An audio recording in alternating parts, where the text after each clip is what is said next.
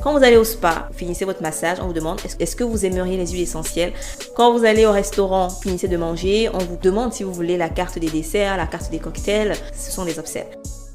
Parlons des upsells aujourd'hui, c'est un sujet extrêmement intéressant qui va venir compléter un peu le sujet de la semaine passée. La semaine passée, je vous ai partagé 5 hacks pour booster votre clientèle.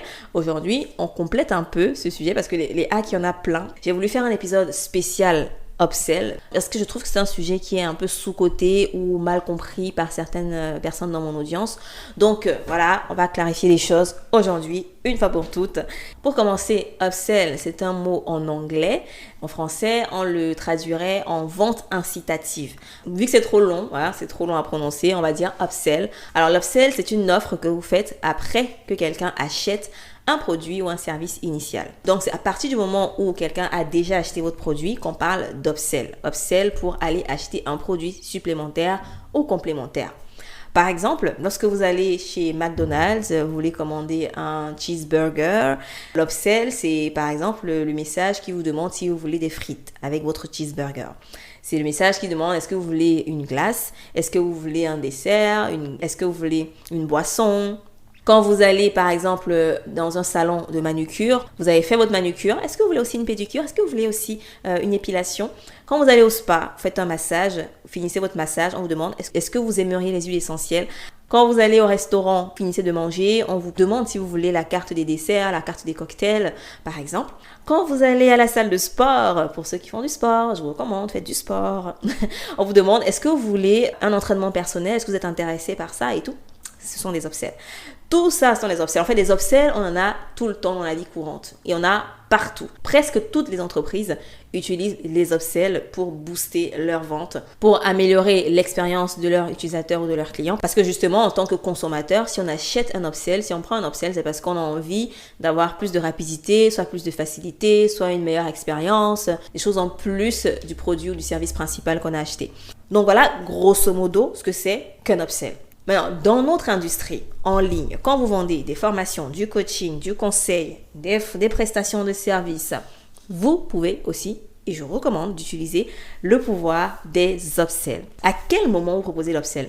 Comme on a vu la définition, l'upsell intervient lorsque quelqu'un a acheté votre service initial. Ça veut dire que votre upsell va pareil intervenir au moment où votre client a acheté. Donc, il achète sur une page de paiement ou un bon de commande, voilà. Vous l'appelez ça comme vous voulez. À partir du moment où il a entré ses informations de carte, il a effectué le paiement, là, votre upsell intervient.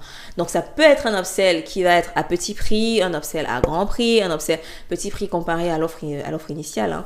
Donc, cet upsell va venir apporter plus de rapidité ou plus de facilité ou une meilleure expérience, etc.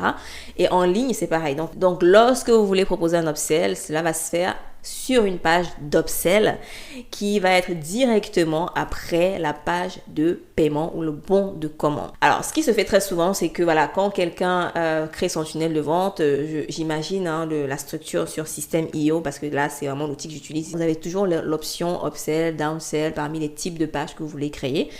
Et souvent, les gens s'arrêtent à la page de remerciement. Je propose une page de commande, mes clients payent la commande et ils arrivent sur une page de remerciement.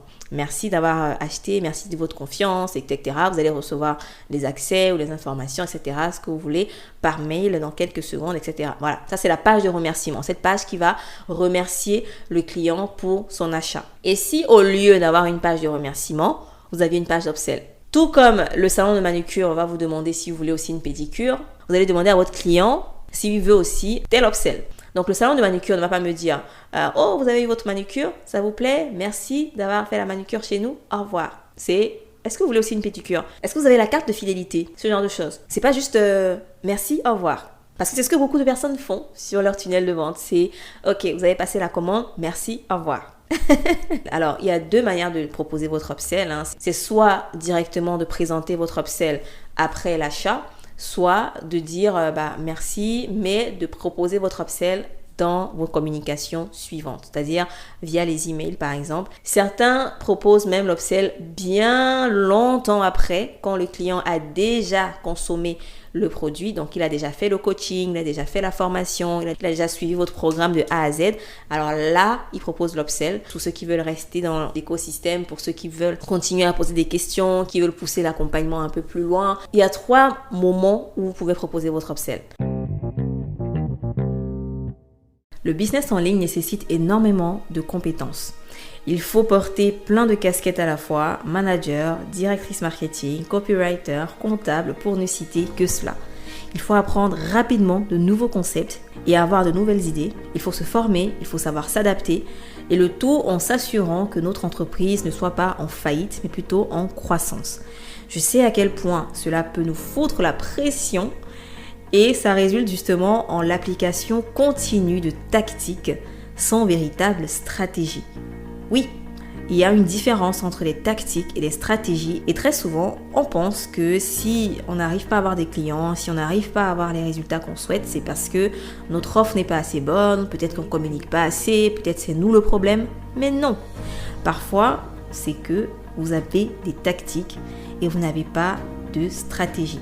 C'est probablement parce que vous travaillez dans votre business et non sur votre business. Et c'est là que moi j'interviens. J'interviens pour vous aider à vous concentrer sur l'essentiel, appliquer une stratégie simple mais redoutablement efficace pour obtenir vos 5 prochains clients. Le tout dans une checklist super détaillée. Une checklist gratuite que j'ai conçue pour les coachs, les formateurs, les freelances, les prestataires de services qui sont dans leur activité depuis moins de 3 ans et qui ont du mal à trouver des clients de manière régulière. Pour obtenir cette checklist gratuitement, il vous suffit d'aller sur www.fe-academy.com/checklist. Je répète, www.fe-academy.com/checklist.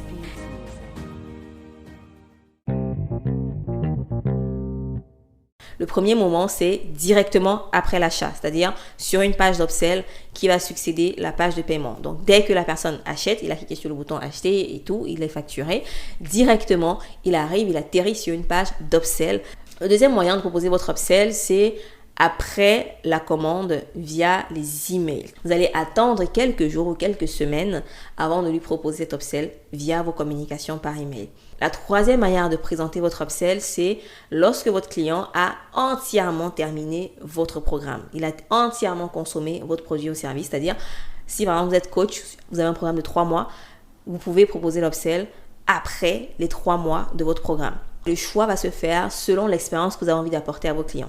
Il y a des personnes, par exemple, qui ne vont pas être à l'aise à voir un produit supplémentaire proposé directement lorsqu'ils ont acheté l'offre principale parce qu'ils veulent d'abord voir ce qu'ils ont acheté, consommer ce qu'ils ont acheté avant d'acheter autre chose. Parfois, le choix va se faire tout simplement à cause du prix de l'upsell. Donc, si vous avez par exemple un programme à 1 000 € et un upsell à 2 000 €, voilà, la décision ne va pas se faire à l'instant où le client vient d'acheter votre programme à 1 000 €. Donc, il va falloir un certain temps avant que le client décide s'il veut votre upsell ou pas. Vous pouvez également faire le choix de à quel moment montrer votre upsell selon le prix de votre offre principale. Donc, si vous vendez une offre à petit prix, à très petit prix, low ticket, bas de gamme, ne pas confondre gamme et qualité, bas de gamme, alors peut-être que à ce moment-là, vous pouvez proposer directement un upsell. Donc, directement après l'achat de ce petit produit. Alors qu'un produit qui va être à un prix beaucoup plus élevé va demander un peu plus de temps de décision à vos clients. Donc, quand on parle d'upsell, je n'aimerais pas que vous vous disiez l'upsell, c'est uniquement au moment de l'achat, quoi. Non, c'est pas qu'au moment de l'achat. Même après qu'un client ait consommé votre programme, 3 mois plus tard, vous pouvez lui proposer un upsell.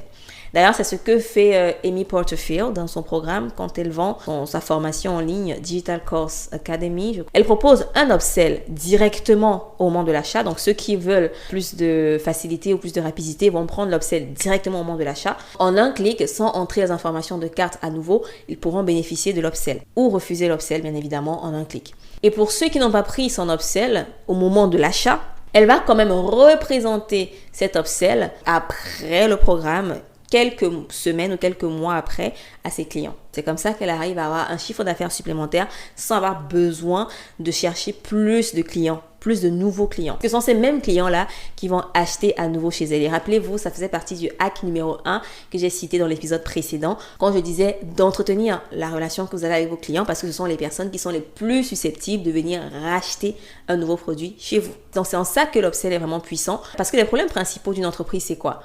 Elle veut plus de chiffre d'affaires, elle veut plus de clients. Et l'upsell, en fait, vous permet d'avoir cette suite d'offres qui va apporter une solution complète, holistique, totale à vos clients. Amplifier l'impact de vos efforts commerciaux parce que vos clients actuels sont ceux qui vont venir acheter et racheter chez vous parce que vous avez des upsells à leur proposer, des montées en gamme à leur proposer, des offres supplémentaires ou complémentaires à leur proposer.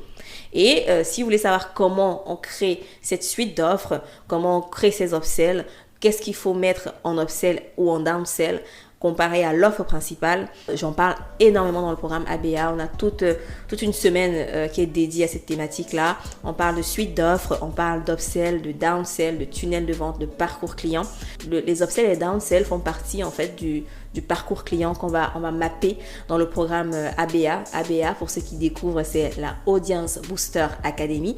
C'est un programme de 8 semaines lors desquelles on travaille sur l'autre stratégie d'entreprise et comment construire votre audience en ligne, une audience de followers, de prospects et de clients idéaux. Actuellement, le programme est fermé, mais si vous cliquez sur le lien, vous pourrez rejoindre la liste d'attente et être informé de la prochaine ouverture des portes. Donc, je vous invite désormais à upselliser votre business. Si ce n'est pas encore fait, mettez en place cette suite d'offres cohérentes qui va pouvoir apporter de la rapidité, de la facilité, une meilleure expérience à vos clients et à vous aussi de booster votre chiffre d'affaires et votre clientèle. Si vous avez apprécié l'épisode, je vous demanderai une seule chose, partagez-le. Partagez-le avec votre communauté, partagez-le avec une bestie entrepreneur, quelqu'un qui est intéressé par le marketing, qui a envie d'avoir des astuces, des tactiques.